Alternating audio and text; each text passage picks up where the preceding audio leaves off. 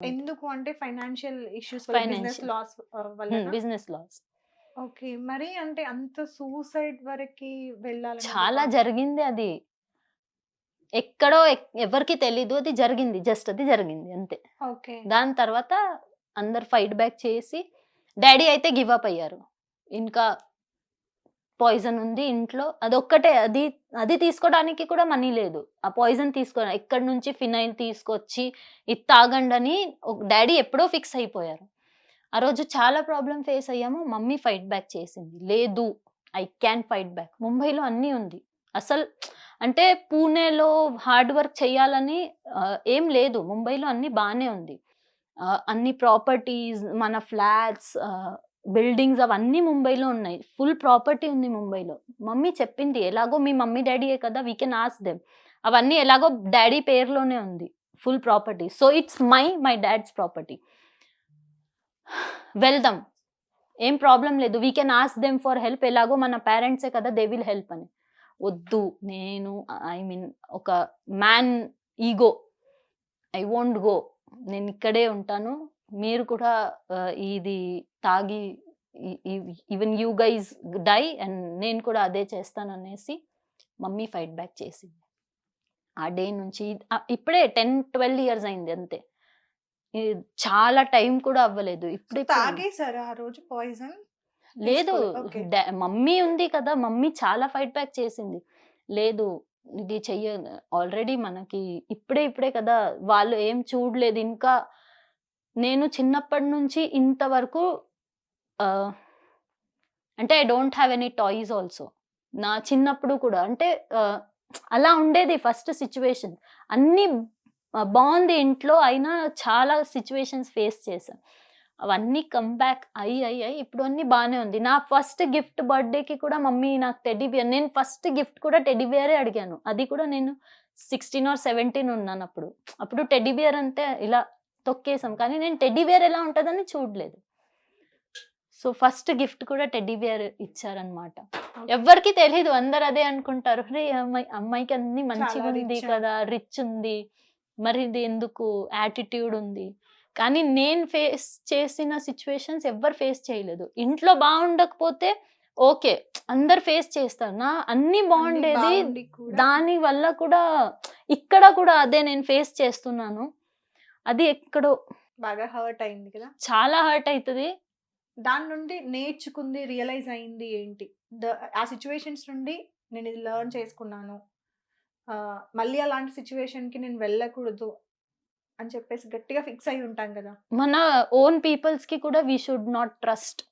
మనం ఎందుకంటే అది చాలా దగ్గరున్న పర్సనే ఐ మీన్ ఫైనాన్షియల్‌గా ఏమంటారు దాన్ని తెలుగులో లాస్ చేశారు. చాలా దగ్గరున్న పర్సన్. సో ఎవ్వరికి నమ్మొద్దు. ఫైనాన్షియల్‌గా ఎవరితో అంటే రిలేషన్‌నే పెట్టుకోవద్దు. అంటే చాలా జరిగింది అది. ఇప్పుడు దాని నుండి రియలైజ్ అయ్యి ఫైనాన్షియల్‌గా ఫస్ట్ సెటిల్ అవ్వాలి అని అంతే కష్టపడుతున్నారు. అందుకే లవ్ మ్యాటర్‌కి కూడా ఐఎమ్ నాట్ అంటే ఒక్కసారి ఆ వేలోకెళ్తే మళ్ళీ బయటకి రావాలి. వర్క్ అవన్నీ పక్కన పెడితే అదే ఉంటది. ఇంకా ఏం పని ఉండదు. అదే రీజన్. అందుకోసమనే మిమ్మల్ని యాక్సెప్ట్ చెయ్యట్లేదు మా తన్వి. అంతేనా? యెస్. నచ్చినా కూడా యాక్సెప్ట్ చెయ్యట్లేదు. అంతే. ఆ పర్సన్ ఎవరో కూడా చెప్తే బాగుండేది కానీ చెప్పట్లేదు. లేదు. ఓకే. వాడు ఓవర్ ఫీల్ అయిపోతాడు. వాడు ఓవర్ ఫీల్ అయిపోతాడు అంట. నేను వీడికే చెప్పను. డైలీ మాట్లాడుతూ ఉంటా. కానీ నేను వీడికే చెప్పను. ఇంకా ఈ ఇంటర్వ్యూలో చెప్తే ఏమో. ఓకే. సో ఫైనల్ గోల్ ఒక బంగ్లా కొనుక్కోవడం. అవును. మమ్మీ డాడీకి ఒక లగ్జూరియస్ లైఫ్ ఇవ్వాలి. వాళ్ళు చాలా ఫేస్ చేశారు. మా మమ్మీకి ఇక్కడ గ్యాప్ ఉంది. అంటే అవన్నీ అయిపోయిన తర్వాత మంచి రెస్టారెంట్ ఉండేది. అవన్నీ అయిపోయిన తర్వాత mummy bags I mean boutique ఉంది మనకి. అంటే అది దానికి ఏమంటారు నాకు తెలీదు. She holds bag and everything. అక్కడ ఫుల్ గ్యాప్ ఉంది. అది 4, 4, 5 అంటే స్టెప్స్. అది ఎక్కేసి వేరే వాళ్ళని చూపించాలి. ఆ క్లాత్స్ అవన్నీ చాలా నా మమ్మీ డాడీ చేశారు. సో అవన్నీ చూసిన తర్వాత ఎందుకని మనం కూడా వర్క్ చేసి వాళ్ళకి ఏదో ఒక చోట గిఫ్ట్ అయినా సరే, ఇంకా వరకు I didn't even gifted them in single, ఏం గిఫ్ట్ చేయలే. అదొక్కటి, ఒక ఫ్లాట్ అయినా సరే, బంగ్లో అయినా సరే, నేను సంపాదించిన వాళ్ళని గిఫ్ట్ ఇవ్వాలని ఒక అంతే. ఇప్పుడు నువ్వు ఏం చేసిందంతా కూడా పంపిస్తున్నావు కదా.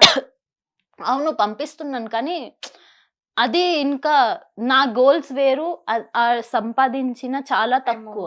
అది అంతా ఏం లేదు, పెద్దగా చెయ్యాలి.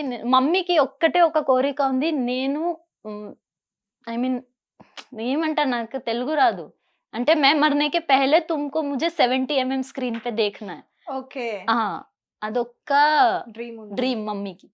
సో అది ఎప్పుడు అవుతుందో నాకు తెలీదు, బట్ డెఫినెట్లీ అవుతుంది. మనస్ఫూర్తిగా కోరుకుంటున్నాం. All the best. Thank you so much. అంటే ఇప్పుడు ట్రెండ్ మారింది, ట్రెడిషనల్ గా ఉన్న అమ్మాయిల కోసం వెతుకుతున్నారు. అవును, డైరెక్టర్స్ కానీ ప్రొడ్యూసర్స్ కానీ. నాకు అలా అనిపించలేదు కానీ. అవునా, చాలా మంది మా చుట్టుపక్కల ఉన్న వాళ్ళకి వెస్టర్న్ వేసుకోవద్దు, మాకు ట్రెడిషనల్ గా కావాలి అన్న వాళ్ళే ఉన్నారు.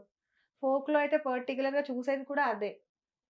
ఈ అమ్మాయి వెస్టర్న్ వేసుకొని సడన్ గా ట్రెడిషనల్ లో కనిపిస్తే ఆ లుక్ డిఫరెంట్ గా ఉంటుంది. కానీ రెగ్యులర్ చుడీదార్స్ లో ఉండే ట్రెడిషనల్ ని ఫాలో అయ్యే అమ్మాయిస్కి ఆ లుక్స్ వేరే ఉంటుంది. అలాంటి అమ్మాయిలు దొరకట్లేదు అని బయట బాధపడుతున్నారు, మీరేమో ఆపర్చునిటీస్ రావట్లేదు. అదే నేను దానికోసం వెయిటింగ్ లో ఉన్నాను. మంచి ఆపర్చునిటీస్ వస్తే నేను ఎప్పటి నుంచో రెడీగానే ఉన్నాను. నువ్వు చిన్న పిల్లల్లా కనిపిస్తావు అంటే, నాకు ఇష్టపడిన వాళ్ళు కూడా అదే చెప్తారు, నువ్వు బాగున్నావు, స్క్రీన్ పైన నీ ప్రెజెన్స్ బాగుంది. ఇప్పుడు నేను నైనిషాతో ఫోటో అప్లోడ్ చేశాను, ఈ ఫేస్ కట్ ఆ ఫేస్ కట్ చాలా డిఫరెంట్. మనం ఏం చూస్తాం అంటే, స్క్రీన్ లో అమ్మాయి ఎలా కనిపిస్తుంది అని చూద్దాం. ఒరిజినల్ చూసిన తర్వాత మూడ్ ఆఫ్ అయిపోయి, వద్దు చిన్న పిల్లల ఫేస్ ఉంది స్క్రీన్ పైన బాగోదు అని చెప్పిన తర్వాత, అంటే నాకు అదే కొంచెం ఎక్కడో బాధగా అనిపిస్తుంది. సరే ఓకేలే, లైట్ తీసుకుందాం, ఎప్పుడైనా వస్తుంది ఆపర్చునిటీ. రాసి ఉంటే తప్పకుండా అది వస్తుంది. ఈ డి కోసమే నేను అంటే ట్రై కూడా చెయ్యలే, అయినా వచ్చింది. అది కూడా వస్తుంది. అసిస్టెంట్ కొరియోగ్రాఫర్ గా ఐ డిడ్ంట్ ట్రైడ్, వచ్చింది. అది వస్తుంది. ఓకే, అంతే. సో ఈ ఇంటర్వ్యూ ద్వారా మమ్మీకి, డాడీకి, మీ ఫ్యామిలీకి, నీ ఎనిమీస్ కి ఏదైనా చెప్పాలి అనుకుంటే ఏం చెప్తారు? ఫస్ట్ మమ్మీకి, డాడీకి ఇప్పటివరకు థ్యాంక్స్ చెప్పడం కానీ. డైలీ చెప్తూనే ఉంటా, డైలీ వాళ్ళతో గొడవ పడుతూనే ఉంటా, డైలీ ఫైట్ చేస్తూనే ఉంటా. ఓకే, బట్ అవును, నేను ఇప్పుడు ఎలా ఉన్నాను, it's just because of my mom and dad. వాళ్ళు చాలా చాలా చాలా చాలా చాలా కష్టపడి నాకు, I mean they have made me where I am. So చాలా థ్యాంక్ఫుల్ గా ఉంటా వాళ్ళకి. అండ్ అంతే, ఎనిమీస్ అయితే I don't even care about what they think. నేను ఆ నెగటివ్ కమెంట్స్ ఇంతవరకు రాలేదు, బట్ అంటే ఎప్పుడైనా వస్తే కూడా నేను అవన్నీ పట్టించుకోను. నాకేం చేయాలని ఉంది నాకు తెలుసు, నేను అంటే గుడ్ వేలోనే చేస్తున్నాను. ఇప్పుడు కమిట్మెంట్స్ చేస్తే, అవన్నీ చేస్తే నాకు బోల్డ్ ఆపర్చునిటీస్ వస్తాయి. కానీ నాకు ఎక్కడో నేను మంచిగానే ఉండాలి అని ఒక, అంటే నా క్యారెక్టర్ పైన I don't want anything to point, అలా ఒక ఉంది అని. సో ఎస్, హేటర్స్, నెగటివ్స్ అవన్నీ నేను పట్టించుకోను. Okay, so happy kid. Yes, నేను చాలా హ్యాపీగా ఉంటా. అదే అనుకుంటారు, ఈమె అసలు చాలా ఇమోషనల్ కూడా ఉంటా. ఎప్పుడు స్టార్ట్ అవుతుంది నాకు తెలీదు, అలా వచ్చి అలా వెళ్ళిపోతుంది. స్మైల్ మాత్రం అలా ఉంటది. ఎస్, ఇలానే ఉండాలి. All the best. ఇంకా ఇంకా సక్సెస్ అవ్వాలి. ఈసారి సాంగ్స్ లో కాకుండా స్క్రీన్ పైన చూడాలి ఎప్పుడైతే. Okay, yes definitely. దానికోసం కూడా కొంచెం ట్రై చేయండి, ఎఫర్ట్స్ పెడితే డెఫినెట్ గా అది అవుతుంది success. Anyways, thank you so much. అంటే ఇంత బిజీ స్కెడ్యూల్ లో కూడా మీరు చెప్తుంటే తెలుస్తుంది, అంటే నేను చూస్తున్నాను కదా ఆల్మోస్ట్ 1 month నుండి ఎంత బిజీగా ఉన్నారు. ఈవెన్ యాక్సిడెంట్ అయినా కూడా వదిలిపెట్టేసి వర్క్ కి వెళ్ళిపోయారు. ఇంత బిజీ టైంలో కూడా మాకు 1 hour టైం ఇచ్చి. థ్యాంక్ యూ, మీకే థ్యాంక్ యూ. నాకు ఎంత భరించారు, నా అన్ని సోది మాటలు భరించారంటే మీకే. అలా ఏం లేదు, చాలా బాగా జరిగింది ఇంటర్వ్యూ. మాకు రావాల్సినవి మాకు వచ్చాయి.